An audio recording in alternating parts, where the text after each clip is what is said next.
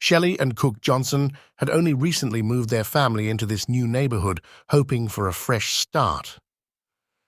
They had found a charming house on a quiet street, filled with families like theirs, where they believed their 3 children, Melissa, Patrick, and Emmanuel, could thrive.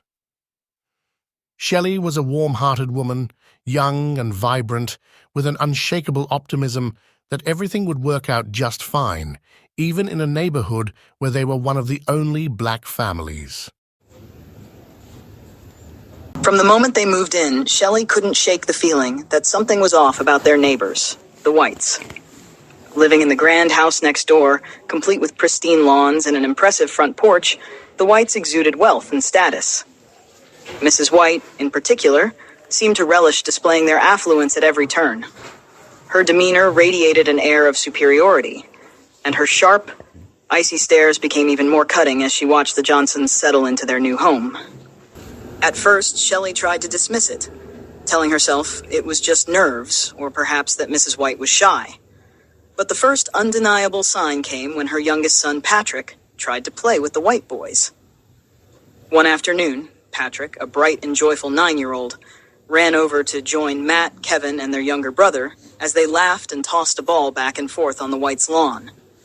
However, the moment Mrs. White noticed Patrick with her sons, her expression hardened. She promptly called her boys inside, her cold stare making it painfully clear that Patrick wasn't welcome.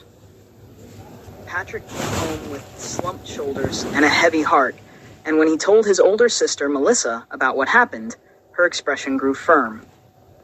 Melissa, being 12, was sharp and perceptive, protective of her younger brothers, and aware enough to understand the way some people viewed her family. She muttered to her mother, "They're rude, Mom. Just plain rude." Shelly only patted her daughter's shoulder, saying, "It's okay, sweetheart. Sometimes people are like that, but don't let them make you feel less." However, the subtle hostility only escalated.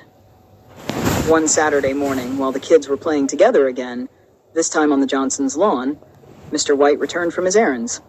From his driveway, he noticed his sons on the neighbor's porch, laughing and munching on cookies Shelly had handed out.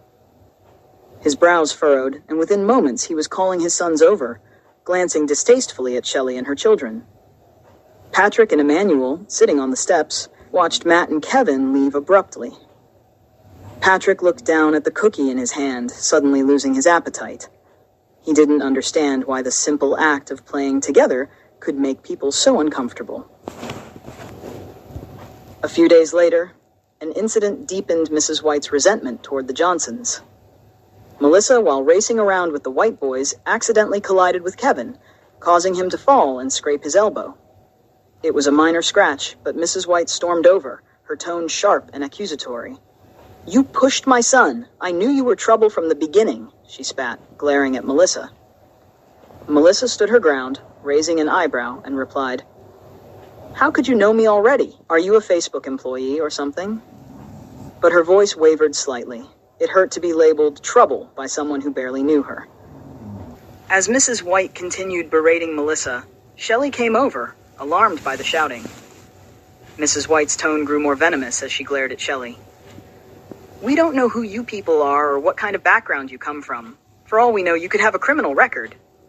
Shelly felt her chest tighten. She wanted to keep things peaceful, but she'd had enough. "Calm down, lady. We're not criminals. We're your neighbors." But Mrs. White wasn't listening.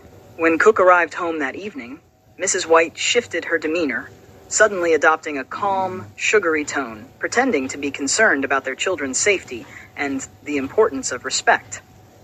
Shelly bit her tongue, choosing not to tell Cook everything, not wanting to escalate the conflict, though she noticed her husband's worried expression as he absorbed Mrs. White's attitude.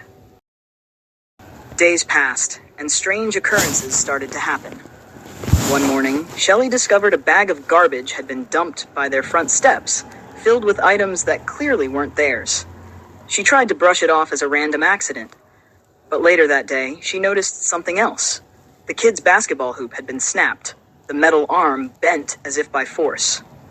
"This is it," Shelly muttered to herself, her frustration boiling over. "I'm not going to tolerate that Karen's behavior anymore." Cook sighed, placing a hand on her shoulder. Please, Shelly, let me talk to her. We don't need to make things worse. She looked at him, a hint of disbelief in her eyes. Why are you so calm about this? Are you afraid of them? He hesitated, then shook his head. I'm not afraid of anyone. But I've heard that Mr. White has connections with the higher-ups at my company. I don't want to risk my job over this. Shelly was silent, but she couldn't shake the feeling of injustice. Why did they have to tread so carefully, always trying to avoid stepping on toes, while the Whites were free to hurl insults and accusations? One afternoon, while Shelly chatted with Corey, a kind neighbor from across the street, Corey leaned in and shared something unexpected. Shelly, Corey said in a low voice, if Mrs. White tries anything again, start recording her. We've seen how she behaves. She caused problems for the last family that lived in your house, too. Shelly stared at her, stunned. You mean this has happened before? Corey nodded.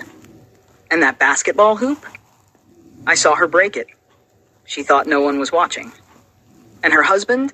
He's the one who damaged your lawnmower, though she doesn't know it.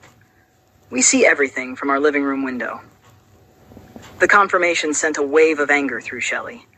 She'd suspected Mrs. White was behind these incidents, but hearing it from someone else gave her the resolve to confront her.